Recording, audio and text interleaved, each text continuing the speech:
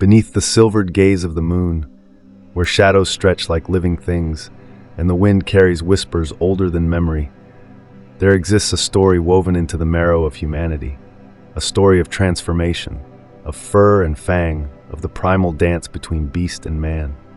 The werewolf, that mythic figure of terror and fascination, is but the surface ripple of a deeper current, a current that flows through the hidden veins of shamanic traditions across the world. To trace the secret history of these legends is to step into a liminal space, a threshold where the boundaries of flesh and spirit blur, where the mask of the human slips to reveal the wildness beneath. Long before the werewolf became a creature of gothic horror or Hollywood spectacle, it was a sacred archetype, a bridge between worlds. The shaman, cloaked in the pelt of the wolf, did not merely wear an animal's skin. They became the animal, surrendering to the ancient dialogue between species, between the seen and the unseen. Shape-shifting was not mere fantasy, but a lived reality, a ritual act of communion with forces that modern minds have relegated to the realm of superstition. Yet these forces remain, coiled in the collective unconscious, waiting to be acknowledged once more. Consider the Siberian Tungus, who called upon the wolf as a spirit guide, or the Norse Ulfhednar, warriors who channeled the wolf's fury in battle.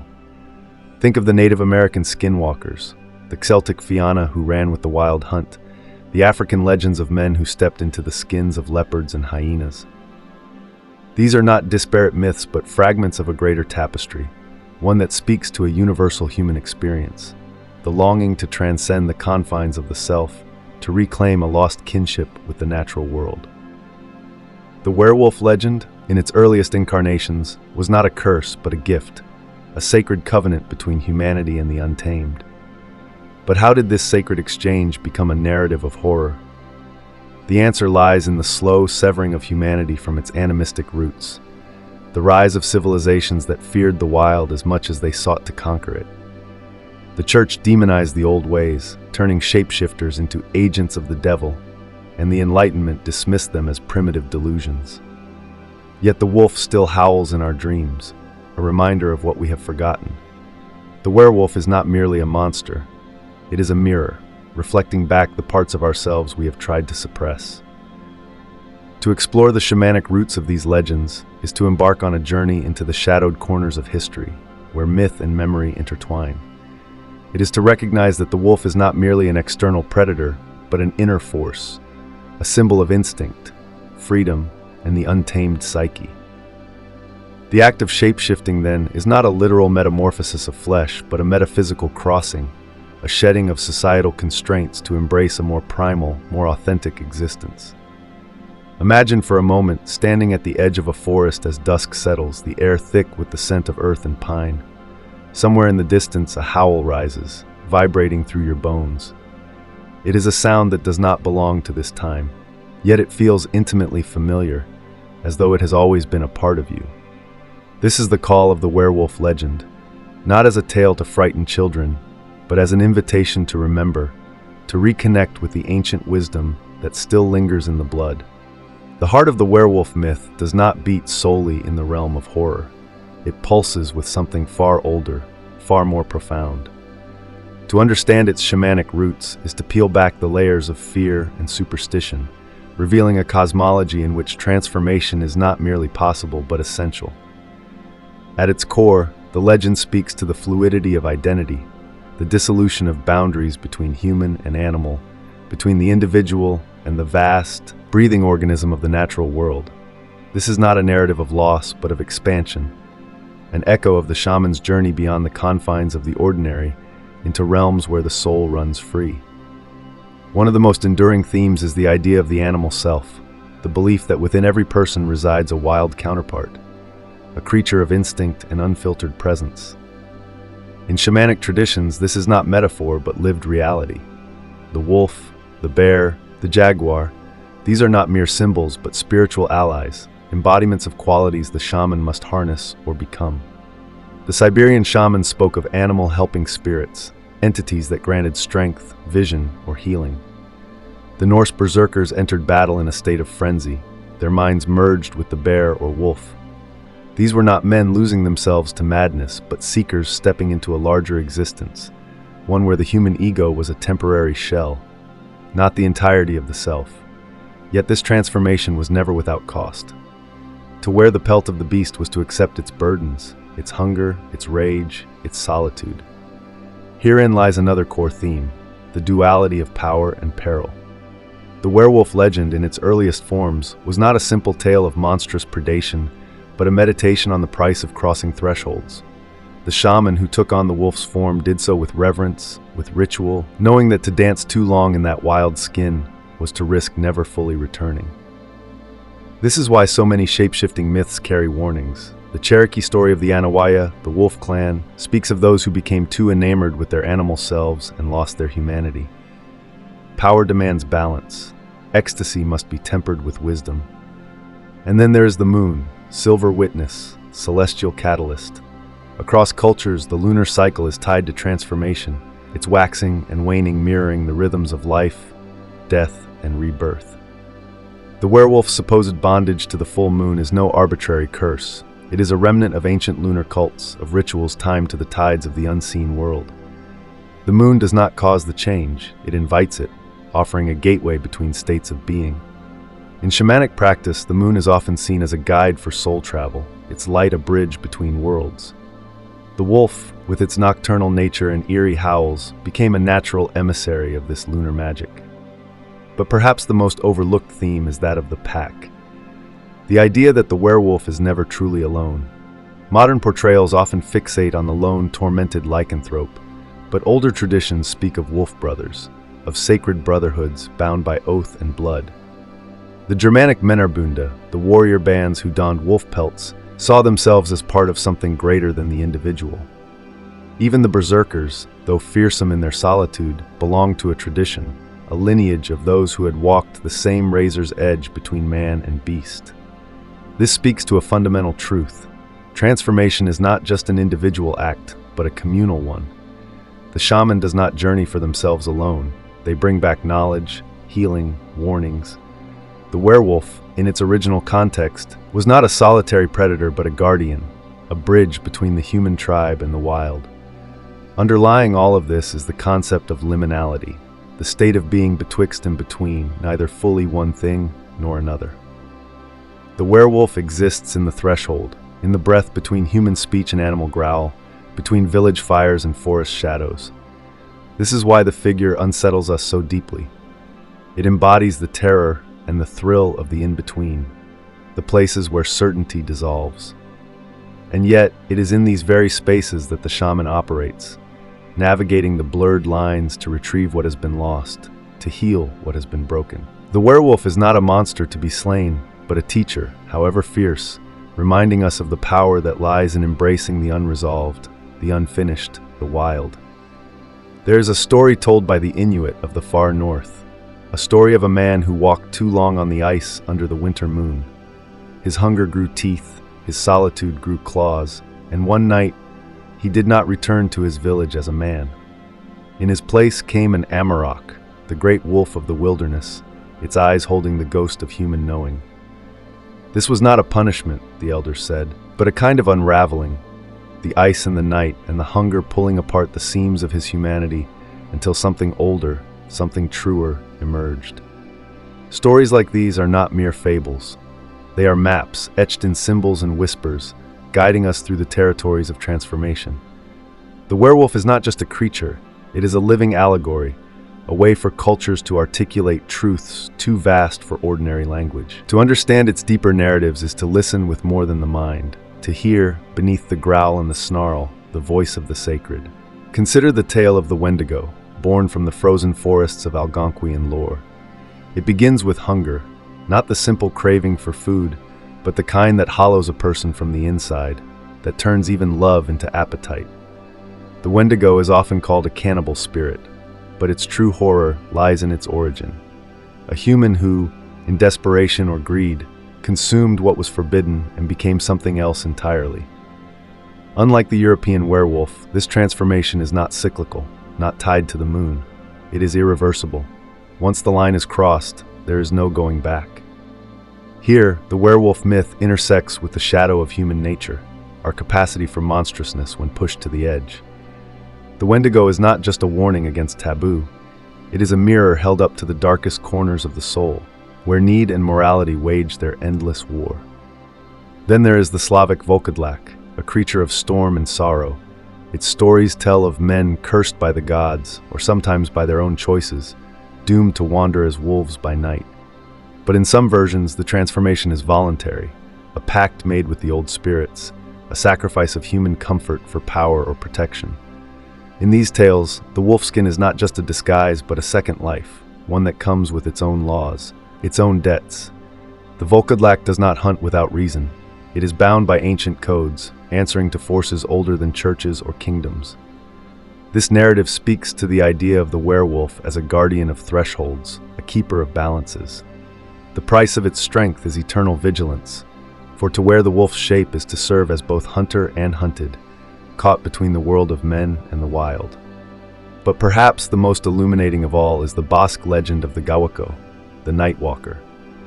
Unlike the violent archetype of later werewolf lore, the Gawako is ambiguous, sometimes a predator, sometimes a guide. It appears to those who have lost their way, offering either destruction or deliverance, depending on the heart of the one it encounters. In this story, the beast is not the enemy, it is the test. To meet the Gawako is to face the untamed self, to answer the question, what will you become when the masks of civilization fall away? These narratives share a common thread, the werewolf as a crucible, a force that strips away illusion. It does not merely change the body, it reveals the essence. This is why the shamanic traditions revered the wolf, the bear, the jaguar, not as mindless beasts, but as embodiments of raw truth. To wear their shapes was to step outside the lies humans tell themselves, to see with eyes unclouded by pretense. The modern world fears the werewolf because it fears what it represents, the parts of ourselves we have tried to bury, the instincts we have disowned in the name of progress. Yet buried does not mean dead. The wolf still stirs beneath the skin of civilization, in dreams of running through unseen forests, in the surge of adrenaline when the night feels too alive to be empty. The old stories persist because they are not really about wolves at all. They are about us, about what we gain and what we lose when we deny the wild within. The shaman knew this. That is why they danced in animal skins, why they howled at the moon, not to escape humanity, but to reclaim it in its entirety. The howl of the werewolf legend still echoes through modern life, though we have learned to muffle it beneath the hum of cities and the glow of screens. Yet the primal truths embedded in these ancient shape-shifting traditions have not lost their relevance. They have only been waiting for us to remember. To engage with these stories is not an exercise in nostalgia, but a reclamation of wisdom that could reshape how we move through the world. The question is no longer whether these myths hold power, but how we might integrate their lessons into the fractured reality of contemporary existence. Consider first the concept of ritual transformation, the shamanic act of stepping beyond the ordinary self. We may no longer don wolf pelts under the full moon, but the need for deliberate, sacred transitions remains. Modern life offers few rites of passage, few moments where we are guided through the thresholds of change. The result is a culture of perpetual adolescence, where transformations happen haphazardly without witness or wisdom. What if we reclaimed this? What if we created our own rituals, not to become literal wolves, but to mark the moments when we shed one skin for another? A vigil before a career change, a solitary walk to honor grief, even something as simple as lighting a candle to signify the end of one chapter and the beginning of another. These acts, small as they may seem, reconnect us to the ancient understanding that change is sacred, that to alter one's life is to cross into liminal space, where the old rules no longer apply. Then there is the matter of the shadow self, the parts of us we exile in the name of propriety. The werewolf myth, at its core, is about the return of the repressed. Modern psychology speaks of this in clinical terms, but the old stories knew it in their bones.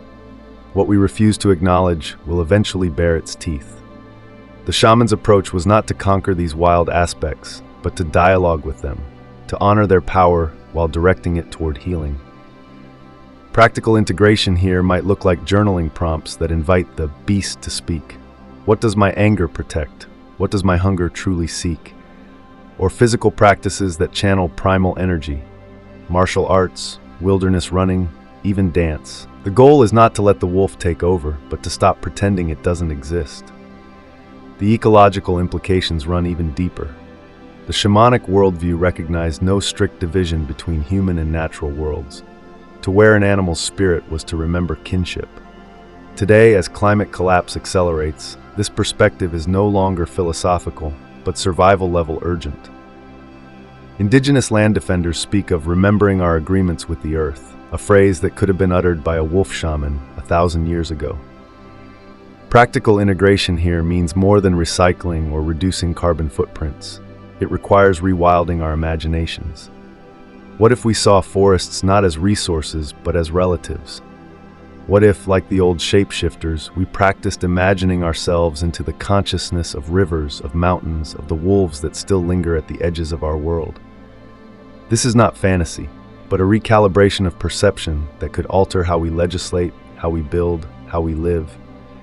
Even our relationship with technology could be transformed by these myths.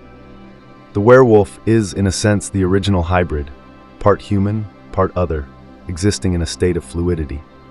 In an age of AI and genetic engineering, we are all flirting with hybridity, yet doing so without the shaman's reverence for thresholds. Where ancient traditions had strict protocols for crossing between worlds, fasting, purification, invocation, we swipe screens and ingest pharmaceuticals with scarcely a thought for what boundaries we might be eroding. Perhaps we need new codes, new ways to honor the sacredness of transformation, even when it comes in the form of a smartphone or a synthetic hormone. The old myths remind us, power without wisdom is a howl in the dark. And what of community? The werewolf was rarely truly alone. It belonged to a lineage, a pack, even if that pack was ghostly or metaphorical. Modern loneliness epidemics suggest we've lost this understanding. But alternative models are emerging. Men's groups that gather to drum instead of drink, feminist covens reclaiming moon rituals, even secular pack mentalities in activist circles. These are not mere trends, but attempts to fill a void the werewolf myth once occupied, the need for a tribe that honors both your humanity and your wildness. The real-world implications culminate in a single, unsettling revelation. The werewolf myth endures because we still long for what it represents, not the monstrosity, but the wholeness. The shaman knew that to deny the beast was to live half a life. Our task now is to take these ancient truths, the sacredness of transition, the necessity of shadow work, the imperative of ecological kinship, and weave them into the fabric of our days, not as costume, but as compass. The moon has always known what we are only beginning to remember, that every howl contains a hymn, every beast carries a blessing. We have followed the tracks of the werewolf through the snowfields of history, through the tangled forests of myth, only to arrive here, at our own reflection, flickering in the dark water between worlds.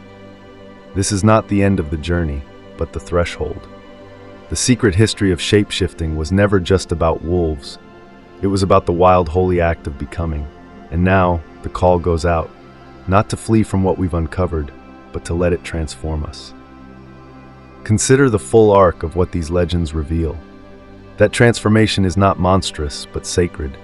That the boundaries we take for granted, between human and animal, between civilization and wilderness, between the self and the other, are more porous than we've been taught. The shaman donned the wolf pelt not to escape humanity, but to fulfill it, to reclaim the parts severed by time and fear. In our modern exile from the natural world, we have become like the tormented werewolves of later folklore, terrified of our own wildness, convinced it must be chained. But the older stories whisper a different truth. Integration is possible. Wholeness is possible. This is the transformational call, not to romanticize the beast, but to recognize it as teacher. Your wildness is not your enemy. The rage that surprises you, the grief that cracks you open, the instincts you've been taught to ignore, these are not flaws to eradicate, but forces to converse with. The shaman's greatest skill was negotiation with the unseen, and we are being summoned to that same art. When depression stalks like a winter wolf, do you shoot blindly or light a fire and ask what it wants? When ambition burns like the berserker's frenzy, do you let it consume you or channel it into sacred purpose? The old myths gave maps for this terrain. It's time we read them anew. Nor is this just personal work.